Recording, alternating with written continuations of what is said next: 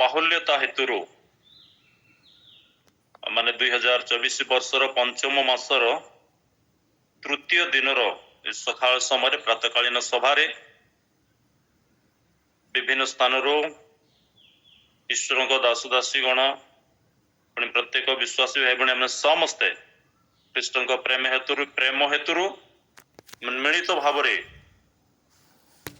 ईश्वर स्तव गान कर प्रभु मो जीवन सुजोग से मो ईश्वर को धन्यवाद दूची एवं धन्यवाद दूची सभा आयोजक एवं सभा नेत्री को धन्यवाद दूची प्रभु यीशु नाम रे प्रभु आपण मान को आशीर्वाद करंतु एवं प्रातकालीन सभा ईश्वर वाक्य मैंने संक्षिप्त भाव ध्यान करवा जहाँ लेखा अच्छी ईश्वर वाक्य रम्यतार 12 पर्व आ 6 पद रु 13 पद पर्यंत जदि लंबा सब्जेक्ट आ सब को मैंने पठन करवा नहीं किंतु 6 पदटी मैंने पढ़ा एवं शेष मैंने 11, 12, 13 तीनोटी पद को शेष मैंने पढ़ा बस कंटिन्यू करवा केवल 6 पद एवं 9, 10, 11, 12 पढ़ा मु पढ़ी आपण मैंने ध्यान सहित शुणिबे। आओ आंभ मान को प्रदत्त अनुग्रह अनुसार आंभे माने विभिन्न दान पाई अच्छु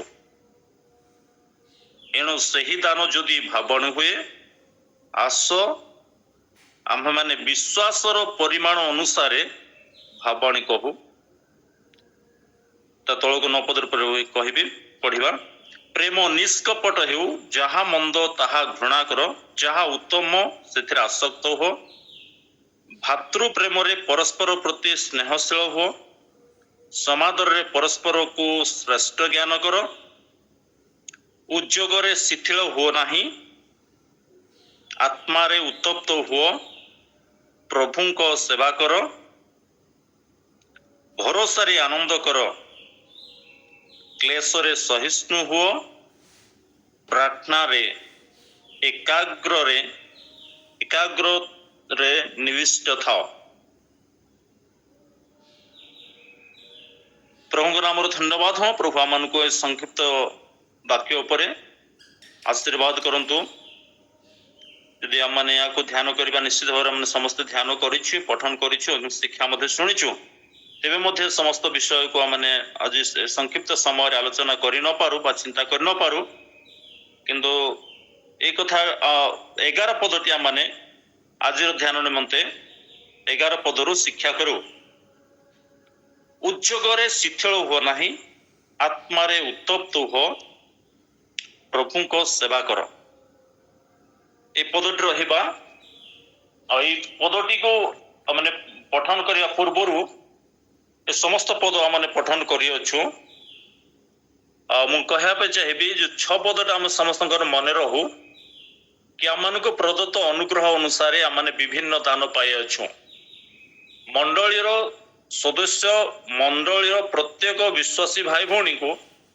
ईश्वर कहा को खाली रखी नहांती समस्त को अनुग्रह दान दे अच्छे जमती पृथ्वी रे थिबा समय से अपना शिष्य मान सहित रहिले जो समय से पृथ्वी रु शिष्य मान को छाड़ी पिता राज्य बा निज राज्य स्वर्ग राज्य को जावाई इच्छा कले से समय जीवा परे से समस्त को विश्वास करथिबा प्रत्येक प्रभु दास मान को बा शिष्य मान को मध्य समस्त को अनुग्रह दान देले कहा से उना कले नहीं ऊपर और समस्त को अनुग्रह अनुसार विभिन्न दान दे अच्छंती वरदान देले एवं स्वर्गारोहण कले तेबे 11 पदटी अच्छी प्रभु को सेवा करो अनेक कथा भितर अच्छी ता भितर तो यह मन को गोटे प्रलाप परि लगी पारे कारण शुणी विषय प्रभु को सेवा माने करुछु ତେବେ ଆଉ ଯେ ସେବା କରୁଛି ସେ ଲୋକକୁ ଆଉ ସେବା କରିବା ପାଇଁ କାହିଁକି କୁହାଯାଉଛି ମନରେ ଆସିପାରେ, କିନ୍ତୁ ଈଶ୍ୱରଙ୍କ ବାକ୍ୟରୁ ଆମେ ଏହା ମଧ୍ୟ ଶିକ୍ଷା କରିଛୁ ଯେ ଶୁଣିଥିବା ବାକ୍ୟ ପ୍ରତି ନିଶ୍ଚିତ ଭାବରେ ଆମମାନଙ୍କୁ ଅଧିକ ମନୋଯୋଗୀ ହେବା। ଆଉ ଦିନ ପ୍ରତିଦିନ ସେଇଥିପାଇଁ ଆମେ ସମସ୍ତେ ସମବେତ ମଧ୍ୟ ହେଉଅଛୁ, ପ୍ରଭୁଙ୍କର ଗୌରବ ହେଉ। ପୁଣି ଯୋହନ 15 ପର୍ବ ତାର 2 ପଦରେ ମଧ୍ୟ ଲେଖା ଅଛି ଯେ ମୋଠାରେ ଥିବା ଯେକୌଣସି ଶାଖା ଫଳ ଫଳେ ଅଧିକ ଫଳ ଫଳିବା ନିମନ୍ତେ ସେ ତାହାକୁ ପରିଷ୍କାର କରନ୍ତି। କାରଣ ଯେଉଁମାନେ ଆମେ ତାଙ୍କ ଠାରେ ଅଛୁ, ଯେତେ ଲୋକ ଅଛନ୍ତି ଏବଂ ଫଳ ଫଳୁଅଛନ୍ତି, ଯେତିକି ଫଳ ଫଳୁଛି ସେଥିରେ ସେତିକିରେ ସେ ସନ୍ତୁଷ୍ଟି ହୋଇ ରୁହନ୍ତି ନାହିଁ। ଆଉ ଫଳ ଫଳିବା ଶାଖାକୁ ଆହୁରି ଫଳବାନ କରିବା ପାଇଁ ସେ ଚାହାନ୍ତି। ଯେକୌଣସି ଫଳ ଫଳେ ଅଧିକ ଫଳ ଫଳିବା ନିମନ୍ତେ ସେ ତାହାକୁ ପରିଷ୍କାର କରନ୍ତି। ହାଲେଲୁୟା। ତାଙ୍କର ଗୋଟେ ମହାନ ଯୋଜନା ଏବଂ ଉଦ୍ଦେଶ୍ୟ ଥାଏ, ପ୍ରଚୁରତା। ସେଭଳି ଭାବରେ ପ୍ରକାଶିତ ପୁସ୍ତକରେ ମଧ୍ୟ 22:11 ଲେଖା ଅଛି ଯେ ଧାର୍ମିକ ସେ ଆହୁରି ଧର୍ମାଚରଣ କରୁ, ଯେ ପବିତ୍ର ସେ ଆହୁରି ପବିତ୍ର ହେଉ। ଅନେକ କଥା ଲେଖା ଅଛି। ତେବେ ଟିକିଏ ଟିକେ ଯାହାର ରହିଛି ସେ ଯେପରି ସମ୍ପୂର୍ଣ୍ଣ ହୋଇପାରେ, ଅଧିକ ହୋଇପାରେ, ଏହା ହିଁ ସେ ଇଚ୍ଛା କରନ୍ତି। ପ୍ରଚୁର ହୋଇପାରେ ଆଉ ପ୍ରଚୁର ହେବା ନିମନ୍ତେ ମଧ୍ୟ ସେ ସାହାଯ୍ୟ ପ୍ରଦାନ କରନ୍ତି। ତେବେ ଏଇ ଉଦ୍ଦେଶ୍ୟରେ ଆମେ ଏହାକୁ ପଠନ କରୁ, ପ୍ରଭୁଙ୍କ ସେବା କରୁ। ତ ପ୍ରଭୁଙ୍କ ସେବା କରିବା ପାଇଁ ଏହା ମଧ୍ୟ ଏକ, ଏଇ ଯୋଉ ଶବ୍ଦ ଗୁଡ଼ିକ ଆମେ ପଢୁଛୁ ନିଶ୍ଚିତ ଭାବରେ ଏହା ଏକ ଆଜ୍ଞାମୂଳକ ଶବ୍ଦ ମଧ୍ୟ। କମାଣ୍ଡ, ଈଶ୍ୱରଙ୍କର ଏକ ଆଦେଶ, ଆଜ୍ଞା ଅଟେ।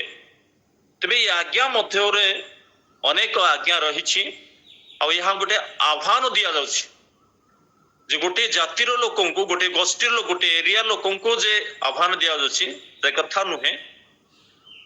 ସର୍ବସାଧାରଣରେ ଈଶ୍ୱର ସମସ୍ତଙ୍କୁ ଆହ୍ୱାନ ଦିଅନ୍ତି। ଯେମିତି ଈଶ୍ୱରଙ୍କର ବାକ୍ୟର ଆମେ ଏହା ଦେଖୁଛୁ ଯେ ଗୀତ 50 ତାର 1 ପଦରେ ସୂର୍ଯ୍ୟର ଉଦୟ ସ୍ଥାନରୁ ତହିଁର ଅସ୍ତ ସ୍ଥାନ ପର୍ଯ୍ୟନ୍ତ ସେ ପୃଥିବୀକୁ ଆହ୍ୱାନ କରୁଛି। ହାଲେଲୁୟା। ସୂର୍ଯ୍ୟର ଉଦୟ ସ୍ଥାନରୁ ତହିଁର ଅସ୍ତ ସ୍ଥାନ ପର୍ଯ୍ୟନ୍ତ, ଅର୍ଥ ପୂର୍ବରୁ ପଶ୍ଚିମ ଦିଗ ପର୍ଯ୍ୟନ୍ତ, ଆଉ ଯଦି ଆମେ କହିବା ତାହେଲେ ଉତ୍ତରରୁ ଦକ୍ଷିଣ ପର୍ଯ୍ୟନ୍ତ ମଧ୍ୟ ସାରା ବିଶ୍ୱର ଲୋକଙ୍କୁ ପ୍ରଭୁ ଆହ୍ୱାନ ଦେଉଛନ୍ତି। କଣ ପାଇଁ ଆହ୍ୱାନ? ନା ତାଙ୍କର ଆହ୍ୱାନ ଯେ ପ୍ରଭୁଙ୍କର ସେବା କରିବା ନିମନ୍ତେ। ଯେମିତି ଗୀତ 101 ଏବଂ 2 ସେଭଳି ଭାବରେ ହେ ସକଳ ଦେଶ ତୁମେମାନେ ଆନନ୍ଦରେ ସଦା ପ୍ରଭୁଙ୍କ ସେବା କର, ଗାନ କରି ତାହାଙ୍କ ଛାମୁକୁ ଆସ। ହାଲେଲୁୟା। ହେ ସକଳ ଦେଶ, ଏଇ ସ୍ଥାନରେ ଆମେ ଦେଖିଛୁ ସେ ସକଳ ଦେଶ, ସକଳ ରାଜ୍ୟ, ସକଳ ଗୋଷ୍ଠୀର ଲୋକଙ୍କୁ ସେ ଆହ୍ୱାନ ଦେଉଛନ୍ତି। ଯଦି ସେବା କରୁଛନ୍ତି ତ ଏ ସେବା ଯଦି ଚାଲୁଛି ତ ସେବା ନିଶ୍ଚିତ ଭାବରେ ଏକ ଆନନ୍ଦଦାୟକ ହେବାର ଅଛି, ଉତ୍ସାହିତ ହେବାର ଅଛି, ଆନନ୍ଦରେ ଖୁସିରେ ହେବାର ଅଛି। ସେବା ଆନନ୍ଦରେ ହେବାର ଅଛି। ସେଥିପାଇଁ ସେ କହନ୍ତି ସକଳ ଦେଶ ତୁମେମାନେ ଆନନ୍ଦରେ ସଦା ପ୍ରଭୁଙ୍କ ସେବା କର। ପ୍ରେଜ୍ ଦ ଲର୍ଡ। ଯଦି ଆନନ୍ଦ ନହିବ ତାହେଲେ ସେବା କରିବା ଏତେ ସହଜ ସାଧ୍ୟ ହେବ ନାହିଁ। ଆଉ ଯଦି ସେ ଉଦ୍ଯୋଗ ନଥିବ ତେବେ ମଧ୍ୟ ସେବା ଏତେ ସହଜ ସାଧ୍ୟ ହେବ ନାହିଁ। କାରଣ ଏତେ ବଡି ଭୋରରୁ ଉଠି ପ୍ରଭୁଙ୍କର ଉପସ୍ଥିତିରେ ରହି ଆଉ ବିଭିନ୍ନ ସ୍ଥାନରେ ଆମେ ଜୁମ୍ ମାଧ୍ୟମରେ ଏକତ୍ର ହେଉଛୁ। ଯଦି ବା ମାନେ ପରସ୍ପରର ମାନେ ମୁଖାମୁଖି ନହେଲେ, ଚେହେରା ନ ଦେଖିଲେ ମାନେ ଅଦୃଶ୍ୟ ଈଶ୍ୱରଙ୍କ ଉପସ୍ଥିତିରେ ଯେଭଳି ରହୁଛୁ ସେଭଳି ଭାବରେ ବିଭିନ୍ନ ସ୍ଥାନର ଭାଇ ଭଉଣୀଙ୍କ ସହିତ ମାନେ ମିଳିତ ଭାବରେ ଈଶ୍ୱରଙ୍କର ସେବା କରୁଛୁ। ଗୀତ ଦ୍ୱାରା, ବାଦ୍ୟ ଦ୍ୱାରା, ତାଳି ଦ୍ୱାରା ମଧ୍ୟ ଈଶ୍ୱରଙ୍କର ସେବା କରୁଛୁ ଏବଂ ଈଶ୍ୱରଙ୍କର ବାକ୍ୟ ଶୁଣୁଛୁ। ତେବେ ନିଶ୍ଚୟ ଆମମାନଙ୍କ ପାଖରେ ଆନନ୍ଦଟା ରହିଛି ଆଉ ସେ ଆନନ୍ଦ ଈଶ୍ୱର ଦେଇଛନ୍ତି, ତାଙ୍କର ନିଜର ସେ ଆନନ୍ଦ ଆଉ ସେ ଉଦ୍ଯୋଗଟା ମଧ୍ୟ ସେ ଆମମାନଙ୍କୁ ପବିତ୍ର ଆତ୍ମାଙ୍କ ସାହାଯ୍ୟରେ ଦାନ କରିଛନ୍ତି। ତେବେ ସେ ଉଦ୍ଯୋଗ ରହିଛି। କିନ୍ତୁ ଗୀତ ରଚକ ଏଇ କଥା କହୁଛନ୍ତି ହେ ସକଳ ଦେଶ ତୁମେମାନେ ଆନନ୍ଦରେ ସଦା ପ୍ରଭୁଙ୍କୁ ସେବା କର। ତ ଆନନ୍ଦରେ ଈଶ୍ୱରଙ୍କର ସେବା କରିବା ପାଇଁ ସମସ୍ତଙ୍କୁ ଆହ୍ୱାନ ଦିଆଯାଉଛି। ଆହ୍ୱାନ କିଏ ଯେ ପାଇନାହାନ୍ତି, ଶୁଣିନାହାନ୍ତି ସେ କଥା ନୁହେଁ। ତେବେ ମଧ୍ୟ ସମସ୍ତେ ଈଶ୍ୱରଙ୍କର ସେବା କରିପାରୁନାହାନ୍ତି। ଯଦି ଆମେ ବିଶ୍ୱକୁ ଅନାଉ, ଆମର ଦେଶକୁ ଯଦି ଆମେ ଅନୁଧ୍ୟାନ ଦେଖୁ କିମ୍ବା ଆମର ରାଜ୍ୟ आम अंचल को आम जो देखु मैंने जो परिवेश अच्छु से परिवेश को जो देखु समस्ते आसते प्रभु सेवा निमंते मुष्टिमय लोक प्रभु सेवा निमंते आसी अच्छा से आह्वान को निजर करेलुया से परित्राणकर्ता को निजर कर आज्ञा गुड़िक से पालन करते तेबे ये जो मैंने देखो आह्वान समस्त अच्छी गोटे सुंदर उदाहरण अच्छी किंतु कहीं समस्ते ईश्वर सेवा करि पारु नाहंती कथा होछि कौन पाए ईश्वर आह्वान थिबा सत्वे मध्य समस्ते ईश्वर सेवा करि पारु नाहंती तार गोटे उदाहरण मैंने देखि परिबा जे लुक सुसमाचार तार 14 पर्व 16 पदरु 24 पद पर्यंत कहीं समस्त ईश्वर सेवा करि पारु आह्वान अच्छी समस्त को निमंत्रण अच्छी समस्त को सुजोग दिया जाଉଛି समस्त को तेबे मध्य समस्ते ईश्वर सेवा करि पारंती नाही तार उदाहरण स्वरूप हमने सेठी देखिबा गोटे विशेष विषय लिखा अछि ताहा माने समस्त जनाशुना पद गुड़िक शब्द तेबे मध्य माने पढ़िबा जे जड़े व्यक्ति रात्र समय गोटे महाभोज देबा पाए इच्छा कले हालेलुया ईश्वर गौरव हो जड़े व्यक्ति जड़े लोक रात्र समय मन रखि रात्र समय महाभोज गोटे भोजी देबा पाए इच्छा कले अनेक निमंत्रण मध्य कले निमंत्रण पत्र दिया जाइछि किंतु दिन आसी से भोजी दिन आसी भोजी दिन भोजीर समस्त भोजन समस्त विषय मध्य रेडी होइछि जेतेबेले निमंत्रित लोक मानकु आउ थरे तांको दासंक द्वारा निमंत्रण डका आणले कहले कि भोज प्रस्तुत होई अछि आपण माने आसंतु ए कथा कहबा परे समस्त एका संगरे गोटे प्रकार निवेदन करबा को लागिले 18 पद लिखा अछि किंतु समस्त एक मतरे क्षमा प्रार्थना करबा को लागिले आ समानकर क्षमा प्रार्थना या थिला आ माने क्षमा पाइछु बोली मने करंतु धन्यवाद आज्ञा आपण निमंत्रण कले आमे न खाइले मध्य खाइला परी आम अंचल केतक शब्द अच्छी आम अंचल प्रचलन शब्द जे मैंने जानती ना हठात से देखा हेले हाँ भाई कहीं आपण निमंत्रण करूँ आपण आसिलेनी ए कथा कहले क्षमा करें भाई आसी ना सीना किंतु आपणकर भोजी मु खाइला पर मु न खाइले मध्य खाइला पर एमती जो शब्द आंचलिक शब्द अच्छी ठीक सेमिति भाव में माने समस्त एक मतरे क्षमा प्रार्थना करिसंती एवं से कहउछंती जे जणे कहउछंती आज्ञा मु आपणकर भोजी को एथि पई जाई पारु नाही मु खंडे खेत किणीछि जमी खंडे को किणीछि मु ताको देखिबा को जिबार अछि द्वितीय जन को कहले जे महाशय क्षमा करंतु मु 5 हल बलद किणीछि आसमानकर तदारक समानकर परीक्षा करिवार अछि से माने सगड़ टाणिबे कि नाही हल को जिबे कि नाही बिलरे चाष करि हबो कि नाही सेमानक परीक्षा करिया पाए जाउ अछि एवं आउ जणे कहउछंती जे महाशय मो विवाह करछि सेते मो जाय पाउ प्रिय लोक माने एथुरु बड़ी शिक्षा पाऊ और माने जहा कहिले मते सत्य लागे नाही आ सत्य नाही ताहा काहे कि सत्य नाही तला माने एथुरु सहजरे धरि पारुछु जे जे व्यक्ति भोजी देले भोजीर आयोजन करिसंती से रात्र समय भोजीर आयोजन करिसंती आम अंचल केबे भी केही जदि जमी किणी निश्चित भाव में आम मध्य जो मैंने अच्छु अनेक लोक जमी किणी कहीं केबे रात्र समय तार सरी हादु देखा जाए ना पूर्व पश्चिम उत्तर दक्षिण कि से जमी उर्वर कि दरसा कि पथुरिया देखा कहीं केबे जानती नहीं जदि जमी किणिछन्ति देखिबाकू जाआंती जमीर चतुर्पार्श्व देखिबा पई कि जमी को देखिबा पई जाआंती ताहेले दिन समय ही जाआंती। ते व्यक्ति जनक रात्र समय भोजी को न जाई गोटे बाहाना कले।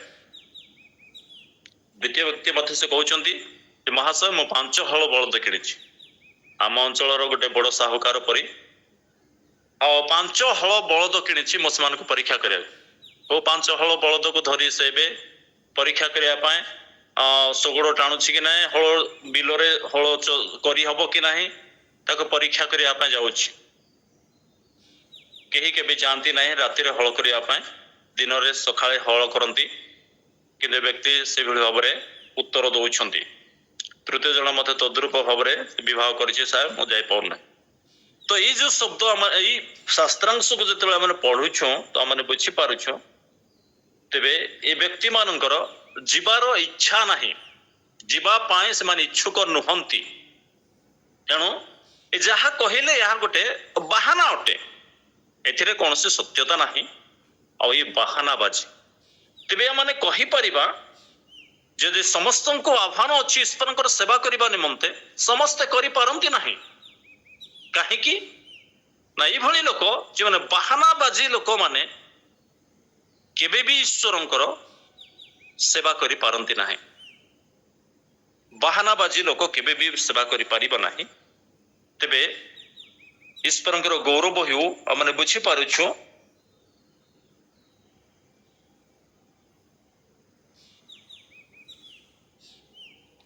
आमे बुझी पारुछु जे एमाने बाहाना बोले आउ यहाँ को मैंने गोटे बाहाना मध्य कहूँ निश्चित भाव में कहूँ। ते प्रिय लोक माने ए जो बाहाना आमन को मने रखा हेबो एवं गोटे प्रकार बाहाना मैंने देखा पारिबो आहुरी भी मध्य जे नहंक समय मध्य नहंक समय कथा को जदि माने चिंता करू तो से समय मध्य सेमानक पाखरे गोटे बाहाना थिला। ठीक से भली भाव में लोटों समय मध्य लोटों समय कथा को जदि माने चिंता करू शिक्षा करू तेबे मध्य सेथिरे केतेक बाहाना थिला जहाँ लेखा अछि लोकलिखित समाचार 17 पर्व तार 26 एवं 27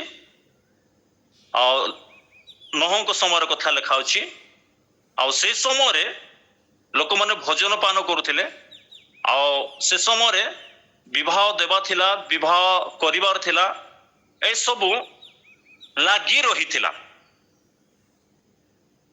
सेथिरे से माने ओतप्रोत भाव में जड़ित थिले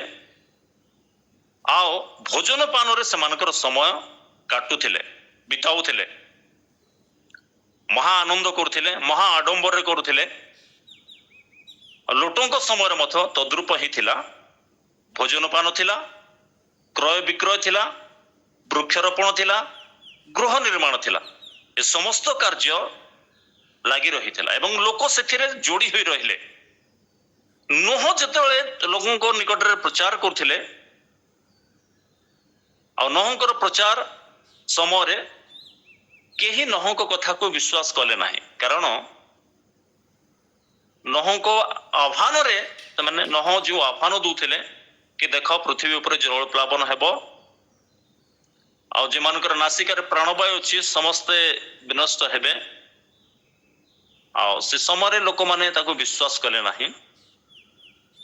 लोटों समय मध्य तद्रूप ही हेछि लोटों को दूत माने हाथ धरी बाहर करने पर्यंत मध्य लोक माने कहीं आसिले नहीं। लोट एवं लोटों परिवार ही बाहरी गले जो माने तांकर जुए मान थिले तांकर झियो मान को पाए पसंद करथिले सेमान को भी डाकिले किंतु गले नहीं। तार परवर्ती समय सेमान से जंत्रणार शिकार हेले। नौंक समय जल प्लावन द्वारा लोक माने मले लोटों समय गंधक एवं अग्नि द्वारा विनष्ट हेले। तेबे ए जो केतेक उदाहरण माने शुणुछु समस्त विषयर उद्देश्य तात्पर्य यह थिला जे मनुष्य पुत्रंकर प्रकाशित हेबा दिन मध्य से प्रकार घटना गुड़िक घटुथिबो। मनुष्य पुत्र जतले प्रकाशित हेबे से समय ମଧ୍ୟ ତଦ୍ରୂପ ଯେତେବେଳେ ନହଙ୍କ ସମୟ କଥା ଲୋଟଙ୍କ ସମୟ କଥା କହୁଛନ୍ତି ସେ ସମୟରେ ମନୁଷ୍ୟ ପୁତ୍ର ଯେତେବେଳେ ପ୍ରକାଶିତ ହେବେ ଆମମାନଙ୍କର ପ୍ରଭୁ ଯୀଶୁ ଖ୍ରୀଷ୍ଟ ଯେଉଁ ସମୟରେ ଆସିବେ ସେ ସମୟରେ ମଧ୍ୟ ଦୁନିଆରେ ଏ ରାଜ୍ୟ ଦେଶରେ ଏଇ ସମସ୍ତ ବିଷୟ ରହିଥିବ। ନହଙ୍କ ସମୟରେ ଯେମିତି ଥିଲା ଲୋଟଙ୍କ ସମୟରେ ଯେମିତି ଥିଲା ମନୁଷ୍ୟ ପୁତ୍ରଙ୍କ ସମୟରେ ମଧ୍ୟ ତଦ୍ରୂପ ହିଁ ରହିବ। ତାଠୁ ଅଧିକ ରହିବ ସେ ନାଁ ଉଣା ହେବ ନାହିଁ। ଆଉ ଲୋକ ସେଇଥିରେ ଆଜି ବି ଆମେ ଦେଖୁଛୁ ଜଡ଼ିତ ହୋଇଛନ୍ତି। ତେବେ ମନୁଷ୍ୟ ପୁତ୍ର ପ୍ରକାଶିତ ହେବା ସମୟରେ ଆମମାନେ ବିଭିନ୍ନ ସହର ଜିଲ୍ଲାରେ ରାଜ୍ୟରେ ଆମେ ରହିଛୁ। ତେବେ ଆମମାନଙ୍କର ମଧ୍ୟ ଗୋଟେ ପ୍ରଶ୍ନ ଯେ ସମସ୍ତେ ଏଥିରେ ଜଡ଼ିତ ହୋଇଛୁ। ତେବେ ଏତେ ସମସ୍ତେ ଜଡ଼ିତ ହୋଇଥିବା ସମୟରେ କିଏ ପ୍ରଭୁଙ୍କର ସେବା କରିବ? କାରଣ ସମସ୍ତେ ଏଥିରେ ଲାଗିକି ରହିଛନ୍ତି। ତେବେ ଆମର ଗୋଟେ ପ୍ରଶ୍ନ ପ୍ରଭୁଙ୍କ ସେବା କର ଠିକ ଅଛି କିନ୍ତୁ କିଏ କରିବ? କାରଣ ଦୁନିଆ ଏଇଭଳି ପରିସ୍ଥିତିରେ ଚାଲିଛି ଆଉ ଏଇଭଳି ଅବସ୍ଥାରେ ଗତି କରୁଛି। ଲୋକ ମାତି ରହୁଛନ୍ତି, ଯୋଡ଼ି ରହୁଛନ୍ତି, ଈଶ୍ୱରଙ୍କ ପ୍ରତି ମନ ନାହିଁ, ଜଗତ ଶରୀର ପ୍ରତି।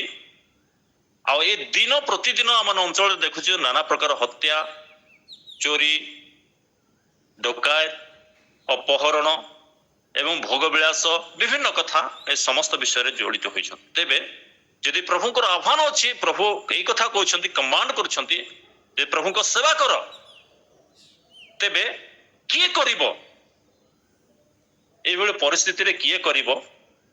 ଯେମିତି ଯଦି କିଏ କରିବ ପ୍ରଶ୍ନଟି ହେବ ତାହେଲେ ତାର ଉତ୍ତର ଆମକୁ ମିଳିବ ଗୀତ 101 ଗୀତ ସଂହିତା 101 ପର୍ବ 6 ପଦର ଶେଷାଂଶ ବା ଶେଷ ଭାଗରେ ଆମେ ଦେଖୁ।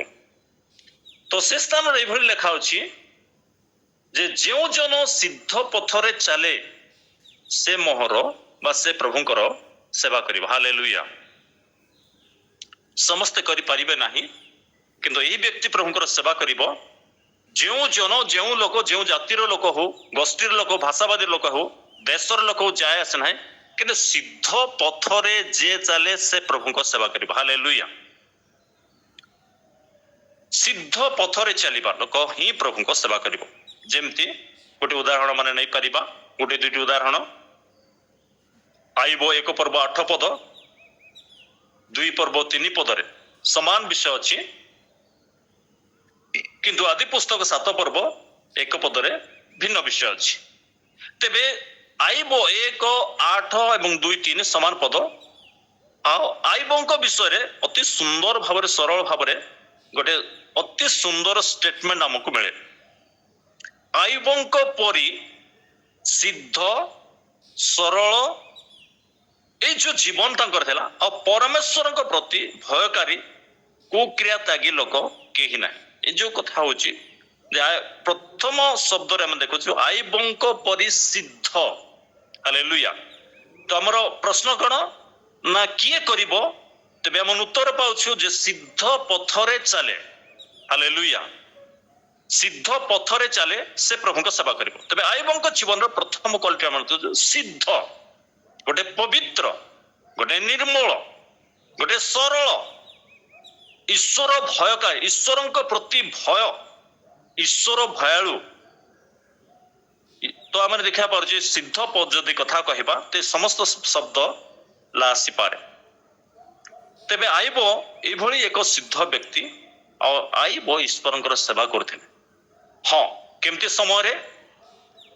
ସୁଖ ସମୟରେ ତ ସମସ୍ତେ ସେବା କରନ୍ତି, କିନ୍ତୁ ଦୁଃଖ ସମୟରେ ମଧ୍ୟ ସେବା ଅର୍ଥ ତାଙ୍କୁ ମାନ୍ୟତା ଦେବା, ସେବା ଅର୍ଥ ତାଙ୍କୁ ଗୌରବ ଦେବା, ଆପଣା ଜୀବନରେ ଈଶ୍ୱରଙ୍କୁ ଗୌରବ ଦେବା, ଆପଣା ଶରୀରରେ ଈଶ୍ୱରଙ୍କୁ ଗୌରବ ଦେବା। ତେବେ ଆଇବ କେବଳ ଯେ ସୁଖ ସମୟରେ, ସୁଖ ସମୃଦ୍ଧି ସମୟରେ ଯେ ଈଶ୍ୱରଙ୍କ ସେବା କରୁଥିଲେ, ଈଶ୍ୱରଙ୍କୁ ଗୌରବ ଦେଉଥିଲେ ତାହା ନୁହେଁ। ଶେଷରେ ଏମିତି ଅବସ୍ଥାକୁ ସେ ଆସିଛନ୍ତି, ଆଉ ଧନ ସମ୍ପତ୍ତି ତ ସବୁ ଲୁଟା ଯାଇଛି, ନିଆଯାଇଛି, ପରିବାରରେ ଦୁଃଖ, ପୁତ୍ର କନ୍ୟା ମୃତ୍ୟୁ ବା ମରିଛନ୍ତି, ଘର ନାହିଁ, ଘର ଭୁଷୁଡ଼ି ପଡ଼ିଛି, ସ୍ୱାସ୍ଥ୍ୟ ନାହିଁ, ଏତେ ମାନେ ପରିସ୍ଥିତି ଏତେ ଜଟିଳ ସାମନା କରିବା ଆମେ ଶୁଣିଲେ ମଧ୍ୟ ଯଦି ଏଇଭଳି ପରିସ୍ଥିତିରେ ଯିଏ ପଡ଼ିଛି ସେଇ ଲୋକଙ୍କୁ ଯଦି ଆମେ ଦେଖିବା ତାହେଲେ ଆମେ ବୁଝିପାରିବା କି ପ୍ରକାର ଭାବ ଈଶ୍ୱରଙ୍କ ପ୍ରତି ତାଙ୍କର ମନ ଆଉ ସରଳତା ରଖିଛନ୍ତି। ଏ ଯୋଉ ସରଳତାକୁ ସେ ନଷ୍ଟ କରିନାହାନ୍ତି, ଯୋଉ ସିଦ୍ଧତା ଅଛି ତାଙ୍କର ପରମେଶ୍ୱର ପ୍ରତି ତାକୁ ସେ ନଷ୍ଟ କରିନାହାନ୍ତି। ଏବଂ ଶେଷରେ ଶେଷ ଶତ୍ରୁ ଭାବରେ ତାଙ୍କର ସ୍ତ୍ରୀ ଠିଆ ହେଲେ, ଆଉ ସେ ବି କହିଲେ ଆଉ ଏପର୍ଯ୍ୟନ୍ତ ତୁମେ ପରମେଶ୍ୱର ପ୍ରତି ଯୋଉ ସିଦ୍ଧତା ରଖିଛ, ପରିତ୍ୟାଗ କଣ ଅଛି, କଣ ଅଛି, କଣ ଅଛି ତୁମର, ଆଉ ନିଜର ବୋଲି କଣ ଅଛି, ସବୁ ତ ଚାଲିଗଲା, ଉଜାଡି ହେଇଗଲା। ପରମେଶ୍ୱରଙ୍କୁ ତ୍ୟାଗ କରି ମରିଯାଅ। କିନ୍ତୁ ଏବଂ ଯୋଉ ସିଦ୍ଧତା ଅଛି, ଆଉ ଏ ସିଦ୍ଧତାକୁ ସେ ଧରି ରଖିଲେ, ନଷ୍ଟ କଲେ ନାହିଁ। ଆଉ ସେ ଉତ୍ତର ଦେଇଛନ୍ତି, ଆମେ ସମସ୍ତେ ଜାଣୁ। ପରମେଶ୍ୱର ଗୋଟେ ଭଲ ବିଷୟ ପାଇଲେ ଯେ ତାଙ୍କୁ ଯେ ପାଖରେ ରହିବା, କେବଳ ଗ୍ରହଣ କରିବା ସେ କଥା ନୁହେଁ, କିନ୍ତୁ ମନ୍ଦ ବିଷୟ ଆସିଲେ କଣ ଗ୍ରହଣ କରିବା ନାହିଁ, ଅନେକ କଥା ସେ କହିଛନ୍ତି, ମୁଁ ସେଠି ଯିବିନି। କିନ୍ତୁ ଆମେ ଦେଖିବା ପାରୁଛୁ ଆଇବଙ୍କ ଜୀବନରେ ଗୋଟେ ସିଦ୍ଧତା ରହିଛି। ସେଇଭଳି ଆଦି ପୁସ୍ତକ 7 ପର୍ବ 1 ପଦରେ ସେହି କାଳର ଲୋକମାନଙ୍କ ମଧ୍ୟରେ ନୋହ ସିଦ୍ଧ ଥିଲେ, ହାଲେଲୁୟା, ଧାର୍ମିକ ଥିଲେ, ପବିତ୍ର ଥିଲେ, ନିର୍ମଳ ଥିଲେ, ସରଳ ଥିଲେ, ହାଲେଲୁୟା, ଈଶ୍ୱରଙ୍କ ସେବା କରିବା ପାଇଁ ଇଚ୍ଛୁକ ଥିଲେ, ଆଗ୍ରହୀ ଥିଲେ। ତାଙ୍କ ମନରେ ଏକ ଖୁସି ଅଛି, ଆନନ୍ଦ ଅଛି, ସେ ଆନନ୍ଦରେ ଈଶ୍ୱରଙ୍କ ସେବା କରୁଥିଲେ। ସେହି କାଳର ଲୋକମାନଙ୍କ ମଧ୍ୟରେ, ହାଲେଲୁୟା,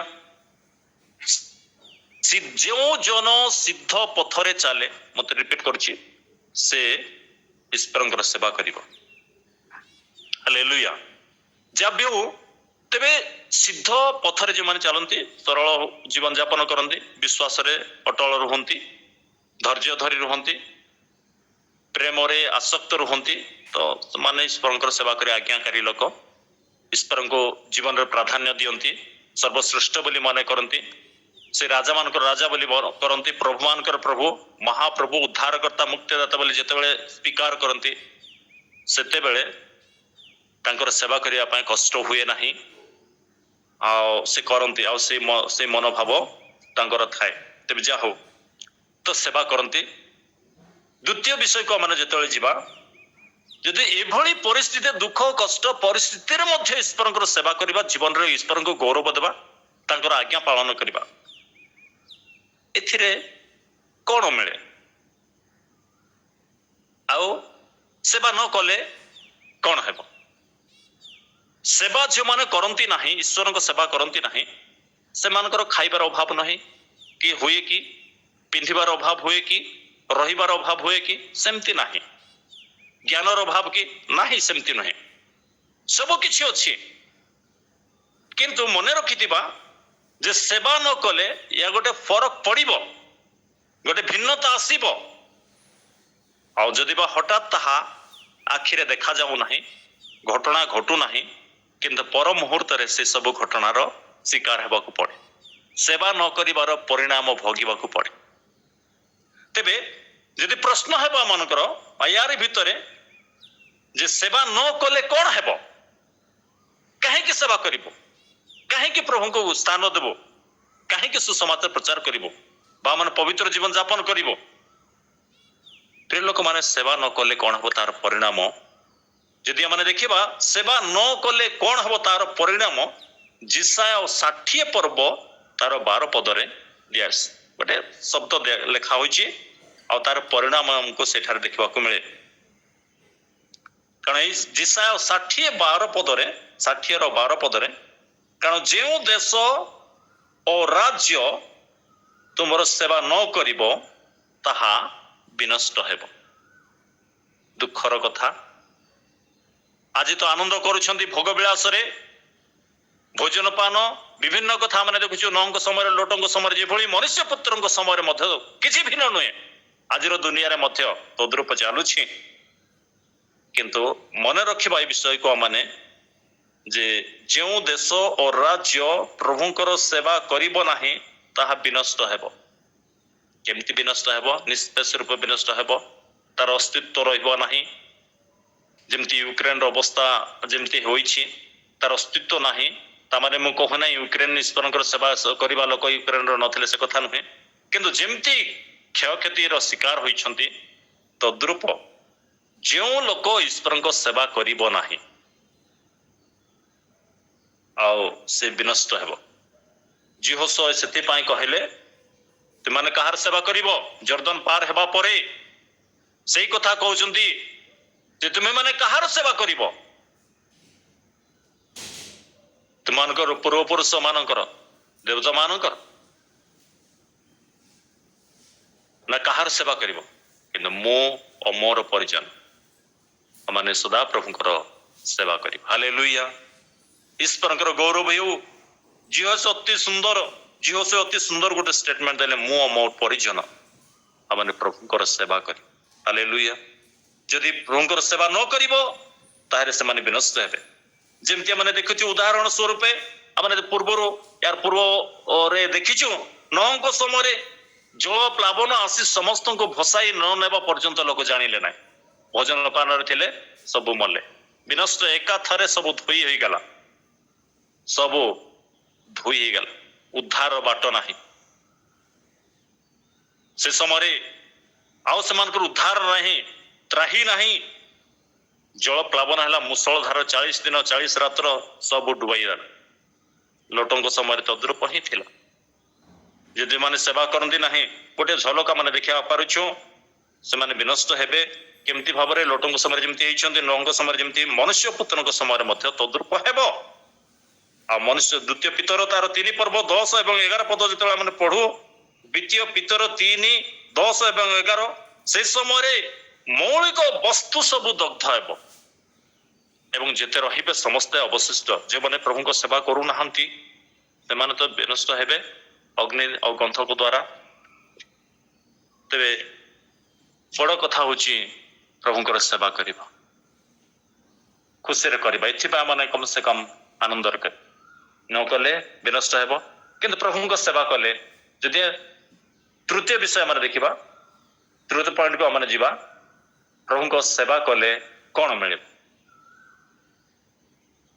सेवा न कले विनष्ट होचंती सेवा कले कोन मिलिबो जदि ये प्रश्नर उत्तर आमन को जोहन 12 पर्व तार 26 पद रे मिले सेवा करिबा द्वारा परिणाम कोन मिले पुरस्कार कोन मिले आशीर्वाद कोन मिलबो जोहन सुसमाचार जोहन 12 पर्व तार 26 पद रे एई कथा कहंती केही जेबे मोर सेवक तेबे से मोहर अनुगमन करो 1 2 रे बिटू रे आ मु जो स्थान रे थाए मु जो ठारे थाए मोर सेवक मध्य सही ठार रहिबो बिट 3 केही जेबे मोहर सेवा करे तेबे पिता ताहाको सम्मान देबे हालेलुया हालेलुया तो सेवा करिवार परिणाम निश्चित हो सेवा न करिवार जतले परिणाम अछि सेवा करिवार परिणाम मध्य अछि पाउना अछि सेवा करिबा द्वारा ईश्वर को सेवा रे आसक्त रहबा द्वारा ईश्वर को सेवा रे निविष्चित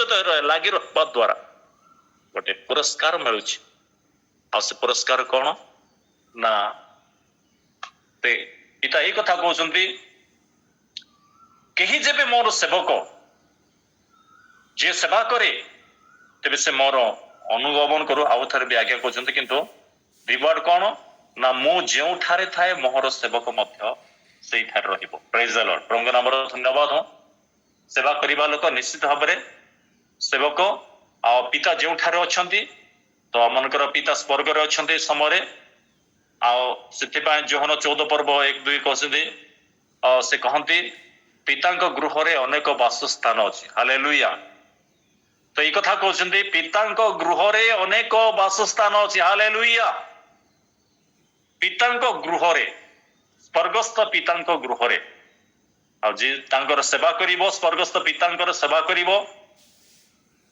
त्रिएक ईश्वरंकर सेवा करिवो चिरकाल निमंते पितांक गृह रे रहिबो पितांक पाखरे रहिबो आ पिता ताहाको सम्मान देबे समस्त दिन तांको मने पकाई देबे सम्मान देबे उच्च आसन रे रखिबे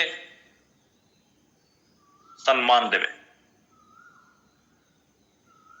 कि प्रकार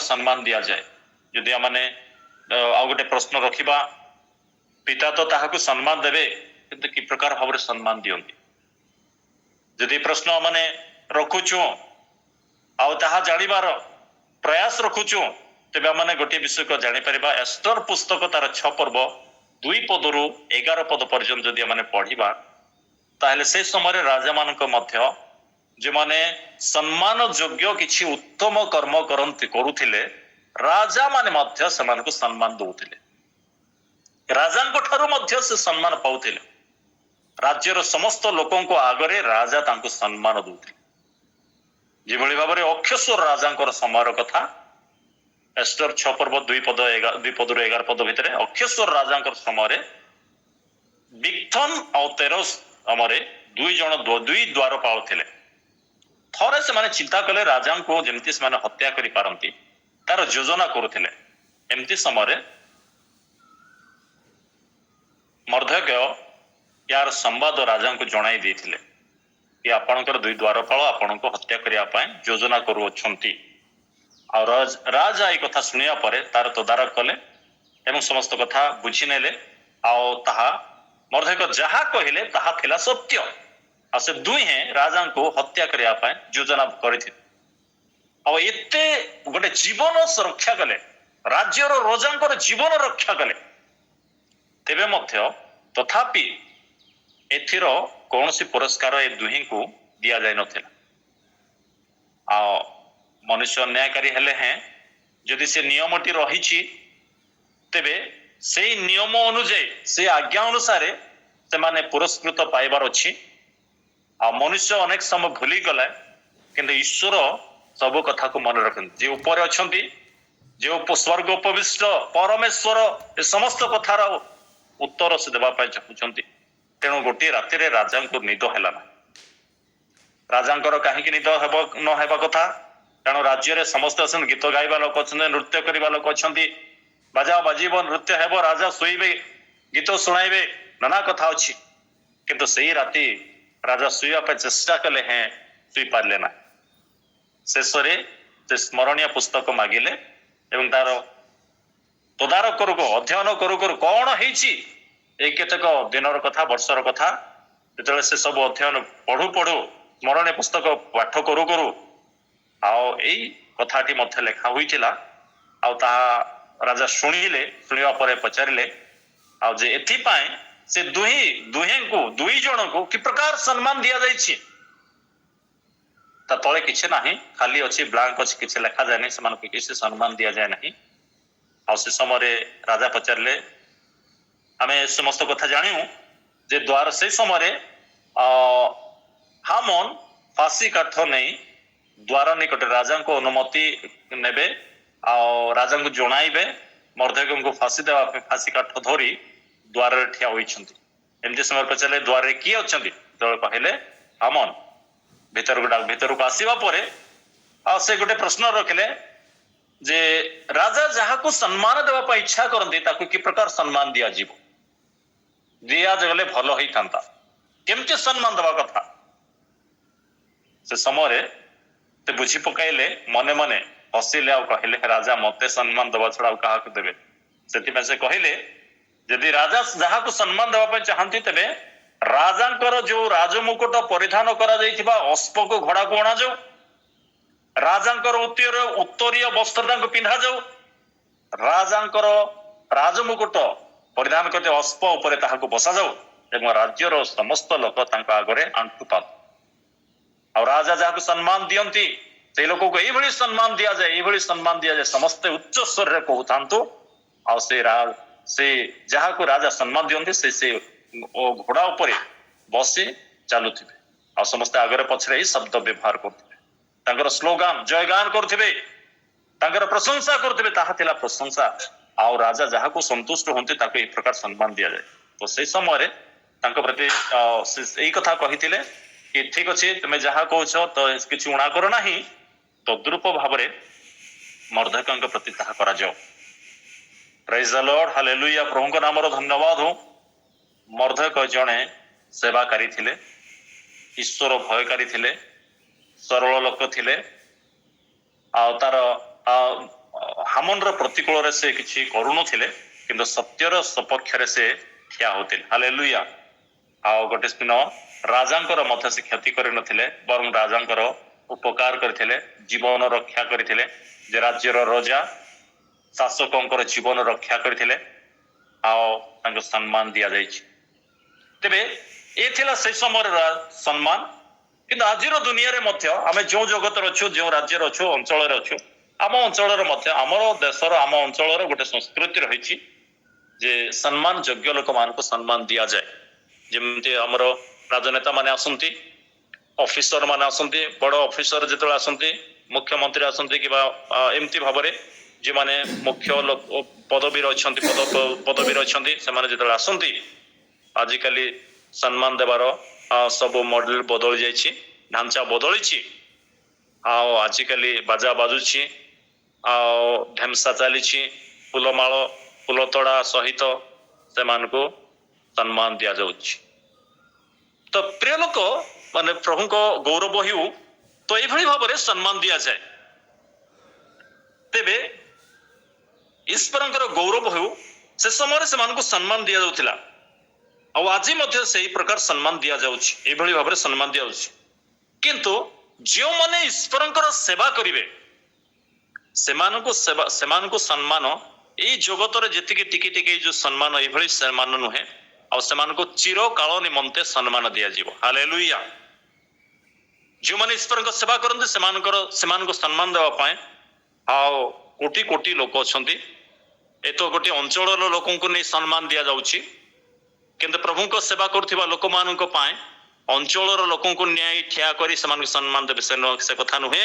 ସାରା ବିଶ୍ୱର ଲୋକଙ୍କ ଆଗରେ ସେମାନଙ୍କୁ ସମ୍ମାନ ଦିଆଯାଏ। ହାଲେଲୁୟା। ମାଥ୍ୟୁ 25 ପର୍ବ 31 ପଦରୁ 46 ପଦ ପର୍ଯ୍ୟନ୍ତ,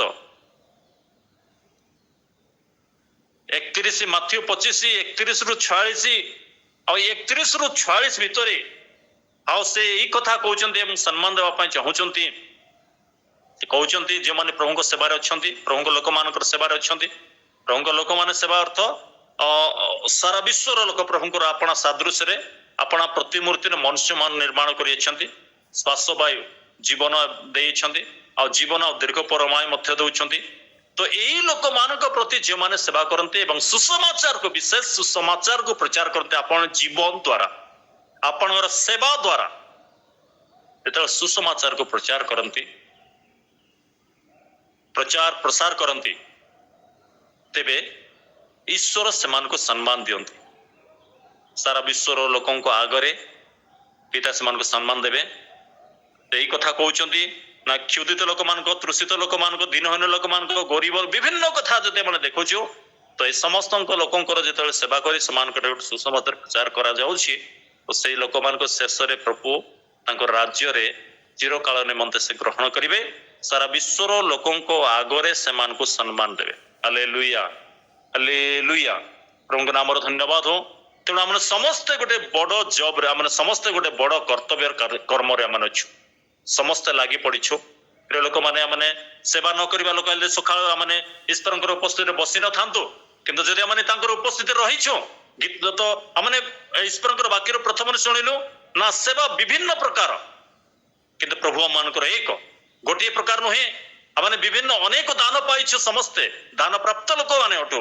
ତେଣୁ ଆମେ ଯାହା ପାଇଛୁ, ଯାହା ଈଶ୍ୱର ଆମକୁ ଅନୁଗ୍ରହ କରି ଦେଇଛନ୍ତି, ସେ ଅନୁଗ୍ରହ ଦାନରେ ଆମେ ନିବିଷ୍ଠିତ ହୋଇ ରହିବା। ହାଲେଲୁୟା। କଣ୍ଟିନ୍ୟୁ କରିବା, ନିରନ୍ତର ରହିବା, ଲାଗିକି ରହିବା, ତାର ଡାହାଣ କିମ୍ବା ବାମକୁ ଆମେ ଫେରିବା ନାହିଁ। ସେବା ଯେପରି ଆମେ ସମ୍ପୂର୍ଣ୍ଣ କରୁ, ଆଉ ଏଥିପାଇଁ ଆମେ ପ୍ରାଣପଣ ମଧ୍ୟ କରୁ। ହାଲେଲୁୟା। ଯେତେବେଳେ ଆମମାନଙ୍କର ଦେଇଥିବା ଯେଉଁ ଅନୁଗ୍ରହ ଦାନ ଈଶ୍ୱର ଆମମାନଙ୍କୁ ଦେଇଛନ୍ତି, କେତେକ ଗୀତ ଗାଇବା ପାଇଁ, କେତେକ ପ୍ରଚାର କରିବା ପାଇଁ, କେତେକ ସଭା ଲିଡ୍ କରିବା ପାଇଁ, କେତେକ ସୁସମାଚାର ପ୍ରଚାର କରିବା ପାଇଁ, କେତେକ ଭାବବାଣୀ, ବିଭିନ୍ନ କଥା ଯଦି ଅନୁଗ୍ରହ ଦାନ ପାଇଛୁ, ଅନୁଗ୍ରହ ଦାନ ପାଉ ପାଉ ଆତ୍ମାଙ୍କର ଫଳରେ ମଧ୍ୟ ଆମେ ପୂର୍ଣ୍ଣ ରହିବା। ହାଲେଲୁୟା। ଗଲାତିଆ 5:22 ସେ ପଦ ଅନୁସାରେ ଆମେ ସମସ୍ତ ଈଶ୍ୱରଙ୍କର ସେ ଆତ୍ମାଙ୍କର ଫଳରେ ମଧ୍ୟ ଆମେ ଭରପୁର ରହିବା ଏବଂ ଆମମାନଙ୍କର ଆଚରଣ ଦ୍ୱାରା ଖ୍ରୀଷ୍ଟଙ୍କୁ ପ୍ରସାର କରିବା। ଯଦି ଆମମାନଙ୍କର ଆଚରଣ ଦ୍ୱାରା ଆମେ ଖ୍ରୀଷ୍ଟଙ୍କ ପ୍ରଚାର କରୁ, ସେବା କରୁଛୁ, ତ এই ସେବାର ଦାୟିତ୍ୱ ଆମମାନଙ୍କୁ ଦିଆଯାଇଛି। ଆମେ ମନେ କରିବା ନାହିଁ ସେବା ସେବକ କେବଳ ପାଳକ ପ୍ରଚାରକ, ସେ କଥା ନୁହେଁ। ଆମେ ସମସ୍ତେ ପିତର ପୁସ୍ତକ ଅନୁସାରେ ଈଶ୍ୱର ତ ଏବେ ଯାଜକ ସମସ୍ତଙ୍କୁ, ଆମ ନୂତନ ନିୟମରେ ଆମେ ସମସ୍ତଙ୍କୁ ସେ ଯାଜକ କରି ସେବା କାର୍ଯ୍ୟ ଦେଇ, ଯାଜକର ସେବା କାର୍ଯ୍ୟ ଆମେ ସମସ୍ତଙ୍କୁ ଦେଇଛନ୍ତି। ଏ ସେବା କାର୍ଯ୍ୟକୁ ଯେମାନେ ତ୍ୱରାନ୍ୱିତ କରିବା, ତାକୁ ଅବହେଳା କରିବା ନାହିଁ, ଅମନୋଯୋଗ ହେବା ନାହିଁ, ତାହେଲେ ଆମେ ଈଶ୍ୱରଙ୍କ ଠାରୁ ଗୌରବ ପାଇପାରିବା। ତେବେ ପ୍ରଭୁଙ୍କ ନାମର ଧନ୍ୟବାଦ ହଉ। କିନ୍ତୁ ଜିରିମିୟ 48 ତାର 10 ପଦରେ ପ୍ରଭୁଙ୍କର ସେବାକୁ ଯିଏ ହେଳା ଭାବରେ କରେ ସେ ଶାପଗ୍ରସ୍ତ ବୋଲି ଲେଖା ଅଛି। ତେଣୁ ଆମମାନଙ୍କ ଜୀବନରେ ଆମେ ଆହୁରି ପ୍ରୋତ୍ସାହନ ଉତ୍ସାହିତ ହେବା, ଆହୁରି ଆନନ୍ଦରେ ସେବାକୁ ଯେପରି ଆମେ ପୂର୍ଣ୍ଣ କରିପାରିବା, ଆନନ୍ଦରେ ସେବା କରିବା, ଗାନ କରି ତାହାଙ୍କ ଛାମୁକୁ ଆସିବା, ଧନ୍ୟବାଦ କରୁ କରୁ ତାଙ୍କର ଉପସ୍ଥିତ ରହିବା। ହାଲେଲୁୟା, ପ୍ରଭୁଙ୍କ ନାମର ଧନ୍ୟବାଦ ହଉ। ହେଳା ଜୀବନ ଆମର ଚାଲିଯାଉ, ଅବହେଳାର ଜୀବନ ଚାଲିଯାଉ, ଉଦ୍ଯୋଗ ହେବା, ଉଦ୍ଦୀପିତ ହେବା, ପବିତ୍ର ହେବା ଏବଂ ଈଶ୍ୱରଙ୍କର ବାକ୍ୟକୁ ଅତି ସରଳ ନମ୍ର ଭାବରେ ଆମମାନଙ୍କ ଜୀବନ ଦ୍ୱାରା, ଆମଙ୍କର ପରିବାର ଦ୍ୱାରା, ଆମଙ୍କର ଆଚରଣ ଦ୍ୱାରା ଆମେ ଖ୍ରୀଷ୍ଟଙ୍କୁ ପ୍ରଚାର ଏବଂ ପ୍ରସାର କରିବା। ଯଦି ଆମେ ପ୍ରଭୁଙ୍କର ସେବା କରିପାରୁଛୁ, ଆମଠାରୁ ଭାଗ୍ୟବାନ ଲୋକ ଆଉ କେହି ହେବ ନାହିଁ। ଆମଠାରୁ ଆଉ ଭାଗ୍ୟବାନ ଲୋକ କେହି ହେବନି। ସେ ପବିତ୍ର ଈଶ୍ୱର ଯେ ସୃଷ୍ଟିକର୍ତ୍ତା ତାହାଙ୍କୁ ଯଦି ଆପଣ ମୁଖରେ ଆମେ ଉଚ୍ଚାରଣ କରୁଛୁ ଏବଂ ତାଙ୍କର ପ୍ରେମର କଥାକୁ ଯଦି ଆମେ ଅନ୍ୟମାନଙ୍କ ନିକଟରେ ଯଦି ପ୍ରଚାର ପ୍ରସାର କରୁଛୁ ଏବଂ ପଡ଼ିଯାଇଥିବା ଲୋକମାନଙ୍କୁ ମଧ୍ୟ ଉଠାଇବା, ଗୋଟେ ବଡ଼ ସେବା ହେବ। ଯେଉଁମାନେ ପଡ଼ି ଯାଇଛନ୍ତି ସେମାନଙ୍କୁ ଯଦି ଆମେ ଉଠାଇବା, ବ୍ୟାକସ୍ଲିଡିଂ ଲୋକକୁ ଯଦି ଆମେ ଆଗକୁ ଟାଣି ଆଣିପାରିବା, ବହୁତ ବଡ଼ ସେବା ହେବ। ଗୋଟେ ବିନଷ୍ଟ ହେଉଥିବା ଲୋକମାନଙ୍କୁ ଉଦ୍ଧାର ହେବ। କାରଣ ଆଉ କେତେକଙ୍କୁ ଏମିତି ସେବା କରିବାର ଅଛି ଅଗ୍ନିରୁ କାଢିଲା ପରେ ସେବା ହେବାର। ଜିହୁଦା ପୁସ୍ତକ ଲେଖା ହେଇଛି, କେତେକ ଅଗ୍ନିରେ ପଡିଲା ପରେ, ଅଗ୍ନିରୁ ରକ୍ଷା କଲା ପରେ ଲୋକଙ୍କର ଯଦି ଆମେ ସେବା କରିପାରିବା, ଆମଠାରୁ ସୌଭାଗ୍ୟ ଲୋକ ଆଉ କେହି ହେବ। ପ୍ରଭୁ ଆପଣ ବାକି ଆମକୁ ଆଶୀର୍ବାଦ କରନ୍ତୁ। ଆମର ବେଶୀକୁ ଟିକେ ଫେରିଯିବା ନା, ପ୍ରଭୁ ଅନେକ ବରଦାନ ଦେଇଛନ୍ତି। ସେ ବରଦାନ ଭିତରେ ଅନେକ ଅନୁଗ୍ରହ ଦାନ ଆମକୁ ଦେଇଛନ୍ତି। କାହାକୁ ଗୁଣା କରନ୍ତି, ସମସ୍ତ ଦାନ ଭିତରେ ଆମେ ଯାହା ସବୁ ପାଇଛୁ ସେ ସବୁ ମଧ୍ୟରୁ ଯେ ପ୍ରଭୁଙ୍କର ସେବା କରିବା ପାଇଁ ଆମେ ଯୋଉ ଆହ୍ୱାନ ପାଇଛୁ, ଆଉ ପ୍ରଭୁ ଆମକୁ ସେବା କରିବା ପାଇଁ ନିଯୁକ୍ତି ଦେଇଛନ୍ତି, ଆହ୍ୱାନ ଦେଇଛନ୍ତି, ଆଉ ସେ ଆହ୍ୱାନର ଆମେ ଯୋଗ୍ୟ ଆଚରଣ କରୁ। ଜୀବନରେ ଅନେକ ସମୟରେ ଆମର ଉତ୍ଥାନ ପତନ ରହୁଛି, ପଡ଼ିଯାଉଛୁ, କିନ୍ତୁ ଆମମାନଙ୍କୁ ସେବା କରିବାକୁ ପଡ଼ିବ। ପ୍ରଭୁ ଆମମାନଙ୍କୁ ଜୀବନ ଦ୍ୱାରା ସେବା କରୁନାହୁଁ, ସେଥିପାଇଁ ସେବା କରିବା ପାଇଁ ଆପଣ ଆହ୍ୱାନ ଦେଉଛନ୍ତି, ସେ କଥା ମୁଁ କହିବା ପାଇଁ ଚାହୁଁନି, ସେମିତି ନୁହେଁ। କିନ୍ତୁ ଯାହା ଅଛି ତାହାକୁ ଆହୁରି ଟିକେ ବଢ଼ାଇବା, ଯେତିକି ଅଛି ତାକୁ କଣ୍ଟିନ୍ୟୁ କରିବା, ନିରନ୍ତର ପ୍ରଭୁଙ୍କର ସେବା କରିବାରେ ଆମେ ଲାଗିକି ରହିବା। କାରଣ ସେଇଦିନ ବାହାନାବାଜି ଲୋକମାନେ ଭୋଜିର ଆୟୋଜନ, ଭୋଜିର ଅଂଶଗ୍ରହଣ କରିନଥିଲେ। ଆଉ ଯୋଉ ବାହାନା ଥିଲା, ହୋଇପାରେ ସେ ବାହାନା, ହୋଇପାରେ ସେ ଲୋକ ରାଜାଙ୍କ ଆଗରେ ତାହା କରିଥିଲା, କିନ୍ତୁ ଈଶ୍ୱରଙ୍କ ଆଗରେ କେହି ବାହାନା କରି ଜିତି ଯାଇପାରିବ ନାହିଁ। ବାହାନାରେ ଉଦ୍ଧାର ନାହିଁ, ବାହାନାରେ ବିନଷ୍ଟ ଅଛି, ନଷ୍ଟ ଅଛି, କ୍ଷତି ଅଛି ବାହାନାରେ, କିନ୍ତୁ ସରଳତାରେ ଉଦ୍ଧାର ଅଛି, ସେବାରେ ଉଦ୍ଧାର ଅଛି। ହାଲେଲୁୟା, ପ୍ରଭୁଙ୍କ ସେବା କରିବା ଦ୍ୱାରା ପ୍ରଭୁ ତାଙ୍କର ରାଜ୍ୟରେ ଗ୍ରହଣ କରିବା ରଖିବେ। ତେବେ ଆମେ ଦେଖିବା ପାରୁଛୁ ଯେ ସେବା କରିବା ପାଇଁ ସମସ୍ତଙ୍କୁ ଆହ୍ୱାନ ଦିଆଯାଉଛି। ଗୀତ ସଂହିତା 101 ଯେ ଆମେ ସିଦ୍ଧ ଗୀତ ସଂହିତା 101-2 ଆମେ ଦେଖୁଛୁ ଯେ ସେବା ଆନନ୍ଦରେ ହେବାର ଅଛି। ପ୍ରଭୁଙ୍କ ନାମର ଧନ୍ୟବାଦ ହଉ। କିଏ କରିବ ସେବା ନା, ଯେଉଁ ଲୋକ ସମସ୍ତେ କରିପାରିବେ ନାହିଁ, ଉଦାହରଣ ଆମେ ନେଇଥିଲୁ, କିନ୍ତୁ କିଏ ସେବା କରିବ ନା, ଯେଉଁ ଲୋକ ସିଦ୍ଧ ପଥରେ ଚାଲିବ ସେ ସେବା କରିବ। ଗୀତ 101:6 ସିଦ୍ଧ ପଥରେ ଆଇବଙ୍କ ଜୀବନ, ନହଙ୍କ ଜୀବନ ଆମେ ଦେଖିବା ପାରିଛୁ। ସେମାନଙ୍କ ଯେଭଳି ସିଦ୍ଧତାରେ ଚାଲୁଥିଲେ ସେମାନେ ପ୍ରଭୁଙ୍କର ସେବାକୁ ସମ୍ପୂର୍ଣ୍ଣ କରିପାରିଛନ୍ତି। କିନ୍ତୁ ପ୍ରଭୁଙ୍କ ସେବା ନ କଲେ କ'ଣ ହେବ? ଯଦି ଗୋଟେ ପ୍ରଶ୍ନ ପଚାରିବେ, ବାତୁଳ ଲୋକମାନେ ପଚାରିଲା ଭଳି, ସେବା ନ କଲେ କ'ଣ ହେବ? ଆମର ତ କିଛି କ୍ଷତି ହେବାର ନାହିଁ, କିନ୍ତୁ ମନେ ରଖିଥିବା ହେବ ବିନଷ୍ଟ। ସେବା କରିବା ଦ୍ୱାରା ପିତା ସମ୍ମାନ ଦେବେ, ପିତାଙ୍କର ପାଖରେ ରଖିବେ ଅନନ୍ତ କାଳ ପର୍ଯ୍ୟନ୍ତ। ସେବାକୁ ଆମେ ହେଳା କରିବା ନାହିଁ, ଉଦ୍ଯୋଗର ସହିତ ଆନନ୍ଦରେ ପ୍ରଭୁଙ୍କ ନାମର ଧନ୍ୟବାଦ। ପ୍ରଭୁ ଆପଣ ବାକ୍ୟ ଦିଅ ମାନେ ସମସ୍ତଙ୍କୁ ସକାଳ ସମୟରେ ଆଶୀର୍ବାଦ କରନ୍ତୁ। ସମସ୍ତଙ୍କୁ ଧନ୍ୟବାଦ ଆମ ପରିବାର ତରଫରେ ଧନ୍ୟବାଦ। ଆପଣମାନେ ମୋ ଝିଅ ପାଇଁ ପ୍ରାର୍ଥନା କରିଥିଲେ, ଗତକାଲି ଘରକୁ ଫେରି ଆସିଛନ୍ତି, ଦୟାକରି ତାଙ୍କ ଲାଗି ପ୍ରାର୍ଥନା କରିବେ। ଡକ୍ଟର ଗୋଟେ ମାସ ସମୟ ଦେଇଛନ୍ତି, ଔଷଧ ନେଇ ଖାଆନ୍ତୁ, ଯଦି ମେଲ୍ଟ ହଉଛି ଭଲ କଥା, ନହେଲେ ଅପରେସନ ପାଇଁ ରେଡି ହେବେ ବୋଲିକିରି। ତେଣୁ ମୁଁ ପ୍ରାର୍ଥନା କରୁଛି, ଆପଣମାନଙ୍କର ପ୍ରାର୍ଥନା ଅନେକ ଅସାଧ୍ୟ କାର୍ଯ୍ୟ ସାଧନ କରୁଛି, ମୋ ଆଖି ଆଗରେ ମୁଁ ଦେଖିଛି। ଆପଣଙ୍କର ପ୍ରାର୍ଥନାରେ ଆମେ ଆଗକୁ ଯାଉଛୁ ପ୍ରଭୁଙ୍କର ଅନୁଗ୍ରହରେ। ତେଣୁ ଏଇଠିରୁ ମଧ୍ୟ ପ୍ରଭୁ ଆପଣମାନଙ୍କର ପ୍ରାର୍ଥନା ଶୁଣି ଝିଅକୁ ଉଦ୍ଧାର କରିଦେବେ ମୋର ବିଶ୍ୱାସ। ଧନ୍ୟବାଦ, ଆପଣମାନେ ପ୍ରାର୍ଥନା ମଧ୍ୟ କରୁଥିବେ। ଆଉ ସୁଯୋଗ ଦେଇଥିବାରୁ ସମସ୍ତଙ୍କୁ ମଧ୍ୟ ମୁଁ ଧନ୍ୟବାଦ ଦେବି। ସମୟ ଲେଟ୍ ହେଇଛି, କ୍ଷମା କରିବେ ମୋତେ। ପ୍ରେଜ୍ ଦ ଲର୍ଡ।